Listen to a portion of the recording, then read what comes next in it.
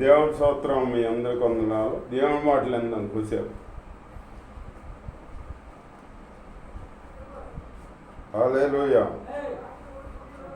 బైబిల్లో న్యాయాధిపతి గ్రంథంలో వాళ్ళకి రాజు లేనప్పుడు వాళ్ళు మరపెట్టుకుంటే వాళ్ళ మరాలకిచ్చి 12 మంది రాజుల్ని 12 మంది న్యాయాధిపతులే కానీ నాయకులే కానీ 12 మందిని ఏర్పాటు చేస్తాడనమాట దేవుడు. ఒక్కో నాయకుడు వాళ్ళకు ఉన్నప్పుడేమో బాగానే ఉంటున్నారు. ఆ నాయకుడు మళ్ళీ మృతి పొందినప్పుడు లేనప్పుడేమో మళ్ళీ ఈ మార్గం తప్పేసి విగ్రహారాధనలోకి వెళ్తున్నారు అనమాట. అట్ట చేస్తుంటే దేవుడు వాళ్ళని అన్యుల చేతికి అప్పగిస్తున్నాడు అనమాట. అప్పగిస్తుంటే ఆ శ్రమ తట్టుకోలేక మళ్ళీ ప్రార్థన చేస్తుంటే మళ్ళీ ఒక న్యాయాధిపతిని మళ్ళీ అనుగ్రహిస్తున్నాడు. అట్లాగా 12 మంది న్యాయాధిపతులు. ఆ 12 మందిలో ఈ 12వ వ్యక్తి సంసోను అన్నమాట. ఆ సంసోను ఇశ్రాయేలు పెద్దలకి న్యాయాధిపతిగా దేవుడు పుట్టించాలని ఆలోచించుకున్నాడు. ఈయన మరపెట్టినప్పుడు సంసోన్ని పుట్టించాలని దేవుడు అనుకున్నాడు అన్నమాట. దేవుని స్తోత్రం. హల్లెలూయా. న్యాయాధిపతి గ్రంథంలో 13వ అధ్యాయంలో రాసి ఉంటుంది. మనోహ అని ఒక అతను ఉంటాడు. అతని భార్య గొడ్రాలు, పిల్లలు లేరు. లేకపోయేటప్పటికి ఆవిడ దగ్గరికి పొలంలో పనిచేస్తుండగా ఒకసారి దేవదూత కనపడి మాట్లాడదు. నీకు నేను గర్భం ఇస్తున్నాను, నీకు కుమారుడు పుడతాడు. ఆ కుమారుడికి పుట్టిన మొదలుగుని తల మీద మంగళ కత్తి రాకూడదు, ద్రాక్ష రసం తాకూడదు, ఇవన్నీ చెబుతుంది అనమాట. చెబితే ఈ భార్య మనోహ చెబుద్ది. మనోహ ఒక ఆయన నాకు నా దగ్గర వచ్చాడు, ఆయన రూపం భలే దేవదూత రూపంగా ఉంది. ఆయన నాకు ఇలా చెప్పాడు, నీకు గర్భం వస్తుంది, నీకు బిడ్డ పుడతాడు అని చెప్పాడు అని చెబుద్ది. అని చెప్పేటప్పటికి ఈ మనోహర్ ఏం చేస్తాడు, ప్రార్థన చేస్తాడు. మనం ఏదన్నా తెలిసినప్పుడు మనం ప్రార్థన చేయాలి. ప్రార్థన చేసి అది నిజమా తెలుసుకోవాలన్నమాట. ప్రభువుని ప్రార్థన చేసి, ప్రభువా నా భార్యని దర్శించిందేవా నీ స్తోత్రం అని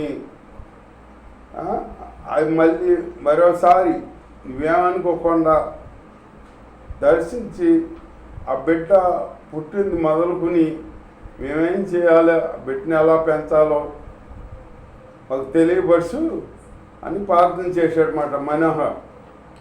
ప్రార్థన చేసేటప్పటికి ఆ ప్రార్థన ఆలకించి మళ్ళీ ఇద్దరు భార్య భర్తలు పొలంలో ఉన్నప్పుడు మళ్ళీ ఆ దేవత మళ్ళీ వస్తుంది. మళ్ళీ వచ్చి అప్పుడు చెబుద్ది. మనోహర్ ఉంటాడు. మనోహర్ దగ్గరికి వెళ్ళి అప్పుడు భార్య చెబుద్ది అన్నమాట. ఇక మొన్న కనపడి నాకు ఆ మనిషి మళ్ళీ వచ్చాడు అని చెబితే అప్పుడు పరిగెత్తుకుని వస్తాడనమాట. పరిగెత్తుకుని వచ్చేటప్పటికి అప్పుడు మనోహర్ అడిగితే చెబుతాడు మరి, ఇట్లా పని నీ భార్య గర్భవతి అవుద్ది, కుమారుని కంటతే, ఆ కుమారుడు పుట్టిన మొదలుకుని మంగళ కత్తి రాకూడదు, తల మీదకి ద్రాక్షారం తాకూడదు, బలమైన దాంట్లోది ఏది తీయకూడదు, బలమైనది అని చెబుతారు. చెబితే ఇవన్నీ చెప్పి దేవతో వెళ్ళిపోతే వీళ్ళు ఏం చేస్తారో వీళ్ళు వెళ్ళిపోతారు. మనోహర్ భార్యకి మట్టికి నమ్మకం ఉంది కానీ మనోహర్ మనం దేవుని చూసాము, మనం నిత్యంగా చచ్చిపోతాము బతకము అని అంటాడనమాట. అంటే దేవుడు చూసిన వాళ్ళు దేవుడు చూడలేరు, దేవుడు చూస్తే చనిపోతారన్నమాట అని ఇతను అనుకున్నాడు. భార్య అంటే మనం చనిపోమంటుంది. నువ్వు అట్లా చెబుతున్నావు అట్లాగంటే మనం చనిపోతాకి మళ్ళీ బిడ్డ పుడతాడు, మీరు ఎట్లా చేయాలి బిడ్డగా అని ఇవన్నీ చెప్పాడు కనుక మనం చనిపోము అని అంటుందా భార్య. దేవుడి స్తోత్రం, హల్లెలూయా. అప్పుడు బిడ్డ పుడతాడు. బిడ్డ పుట్టిన తర్వాత ఆ బిడ్డ పేరు సంసోను పెడతారు. సంసోను పెడితే ఆ బిడ్డ పెరిగి పెద్దోడవుతాడు అన్నమాట. యుక్త వయసు వచ్చినాక వీళ్ళు దేవుడు చెప్పాడు కదా, దేవుడు పుట్టించాడు కదా, జాగ్రత్తగా ఉండాలి కదా. వీళ్ళు బిడ్డ పుట్టాడు, బిడ్డ విషయంలో మనం ఇది చెయ్యాలి, ఇది చేయకూడదు, ఇక్కడికి వెళ్ళాలి, ఇక్కడికి వెళ్ళొద్దు అని దేవుడు చెప్పాడు. అవన్నీ మనం పాటించాలి అని వీళ్ళకి ఉండాలి కదా. లేకుండా మర్చిపోయారు. మర్చిపోయేప్పటికి ఈ సంసోను యుక్త వయసు వచ్చినాక ఒక పట్టణం వెళ్తాడు. మరి ఈ పట్టణం ఊరు వెళ్తాడు. ఇప్పుడు ఇస్రాయల్ పెద్దలు ఉన్న ఊరు దాటి ఇంకా వెళ్ళిపోతాడు, అన్యులు ఉన్న దేశానికి వెళ్ళిపోతాడు. వెళ్ళిపోయి అక్కడ ఒక అమ్మాయిని చూస్తాడు. ఒక అమ్మాయిని చూసి ఆ అమ్మాయి చాలా అందంగా ఉందని చెప్పేసి ఆ అమ్మాయిని ప్రేమిస్తాడు. ప్రేమించి అక్కడి నుంచి ఇంటికి వచ్చేసి తల్లిదండ్రికి చెబుతాడు అన్నమాట.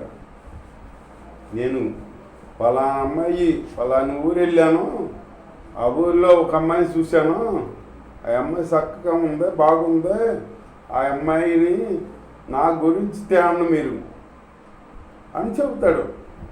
చెబితే తల్లిదండ్రి కాడ ఏమనాలి, నువ్వు దేవుడితో పుట్టావు, నువ్వు అన్ని జాగ్రత్తగా ఉండాలి అన్నీ చెప్పాలి కదా.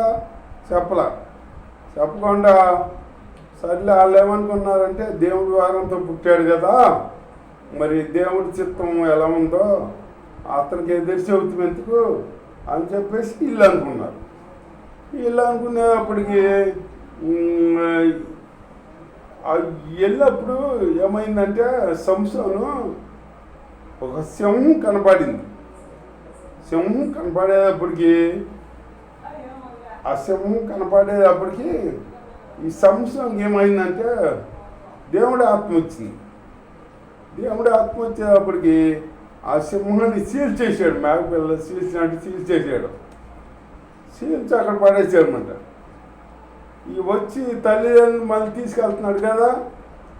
తల్లిదండ్రులు వెళ్తున్నారు ముందు.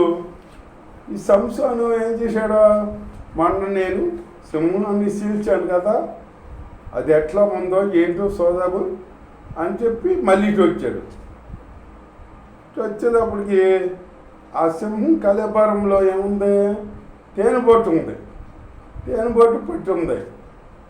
ఉండేటప్పటికి ఆ తేనెబొట్టు తీసుకుని తిన్నాడు. కొద్దిగా తీసుకుని తల్లిదండ్రులకి ఎత్తుకెళ్ళాడు. తల్లిదండ్రులకి ఎత్తుకెళ్ళినప్పుడు వాళ్ళైనా చెప్పాలి కదా, ఇది ఎక్కడి నుంచి తెచ్చావు, ఏంటి నువ్వు తిన్నావా అని అడగాలి కదా. దేవుడు చెప్పాడు కదా అప్పుడు తేనె తినకూడదు, అంగళగత్తి రాకూడదు, అది ఇది అన్నీ చెప్పాడు కదా. అవి పాటిస్తాలుగా అవి మర్చిపోయారు. వాళ్ళు కూడా తిన్నారు, తిని అప్పుడు వాళ్ళ ఇంటికి వెళ్ళారు, ఆ అమ్మాయి ఇంటికి వెళ్ళారు. దేవుడి స్తోత్రం, హల్లెలూయా. అమ్మాయి ఇంటికి వెళ్ళి అప్పుడు సూపులు ఉంటాయి కదా, చూసుకుంటా ఈ కార్యక్రమాలు ఉంటాయి కదా. ఆ కార్యక్రమాల్లో ఉండగా సంసోను అక్కడ 7 దినాలు అది అయిపోద్ది, తల్లిదండ్రులు వచ్చేస్తారు. సంసోను అక్కడే ఉండి 7 దినాలు విందు చేస్తారు. 7 దినాలు విందు చేస్తారన్నమాట. ఆ 7 దినాలు విందు చేసినప్పుడు ఈ సంసోను మామూలుగా ఉండాలి కదా, వాళ్ళకి ఒక పొడుపుగా తేతా అన్నాడు. మీరు ఏమి చూపుతా అంటే మీకు పొడుపుగా తేస్తాను నేను అంటాడు. ఆ పొడుపు కథ చెప్పిన వాళ్ళకి ఇన్ని దుస్తులు బట్టలు ఇస్తా అంటాడు, కానుక ఇస్తాను, మీరు చెప్పలేకపోతే మీరు నాకు ఉంటాయి అని చెబుతాడనమాట. చెబితే భోజనం చేసేటప్పుడు అట్లా చెప్పాడనమాట. భోజనం చేశారు, అయిపోయిన తర్వాత వీళ్ళు ఎక్కడ చెప్పగలరు, వీళ్ళు చెప్పలేకపోతున్నారు. 7 రోజులు అయిపోయినాయి, 6 రోజులు అయిపోయినాయి, 7వ దినానికి వచ్చేసారు. 7వ దినాన్ని చెప్పాలి కదా, మరి చెప్పకపోతే వీళ్ళు ఓడిపోయేట్టుగా కానీ వీళ్ళు ఏం చేశారు, సంసోను భార్య దగ్గరికి వెళ్ళి వంటకున్నప్పుడు మీ ఆయన ఏదో ఒక పొడుపు కథ వేసాడు, ఆ పొడుపు కథ మాకు చెప్పు వివరించి, లేకపోతే నిన్ను నీ తండ్రిని ఇంట్లో పెట్టి తగలబెట్టేస్తాం అంటారు. అనేటప్పటికి ఈవిడు ఏడుతో బాధపడతా ఇక ఈ మాట చెప్పకుండా సంసోనికి వాళ్ళు ఇట్లా అన్నారని చెప్పకుండా నీవేదో పొడుపు కథ వేసావుగా మా వాళ్ళకే, ఆ పొడుపు కథ నాకు చెప్పు నువ్వు అని అడుగుద్ది. నా తల్లిదండ్రులకే చెప్పలేదు, నీకెలా చెబుతాను నేను అంటాడు సంసోను. అంటే ఆవిడేమో బాధపడుతుంది, ఏడుతుంది. నువ్వు నన్ను ప్రేమించానన్నావు, ఈ చెప్పటం లేదు, వాళ్ళేమో అక్కడ రొట్టె పెడుతున్నారుగా, నువ్వు తెలుసుకుని మాకు చెప్పావనుకో నిన్ను నీ తండ్రిని చంపేస్తామంటున్నారు వాళ్ళు. ఏడుతుంటే ఈ సంసోను ఏడుస్తోలేక చెప్పాడు, బలమైందేముందో సింహంలో తీయనైందేముందో తేనెబొట్టు, సింహం కలిపారంలో ఉంటే అది తీపి వచ్చింది, బలమైన దాంట్లో తీపి వచ్చింది అన్నాను, అది అన్నాడు. అని చెప్పేటప్పటికి ఈ వార్త వాళ్ళకి చెప్పింది. చెప్పేటప్పటికి వాళ్ళేమో పొడుపు కథ భోజనం చేసేటప్పుడు భోజనం అయిపోయినాక అప్పుడు పాట పాడుతున్నారు వాళ్ళు. సింహం కట్టే బలమైంది ఏముందే, తేనె కట్టే తీయింది ఏముందే అని అంటున్నారు వాళ్ళు. అని చెప్పేసేటప్పటికప్పుడు సంసోనికి మైండ్ పోయి ఈ సంసోను వెళ్ళి ఫిలిష్తీయులు చాలాకి వెళ్ళి నక్కలను పట్టుకుని ఆ నక్కలకే ఒక తొక్క బుడేసి డ్యూటీలు కట్టి దాంట్లో వదిలేసాడనమాట.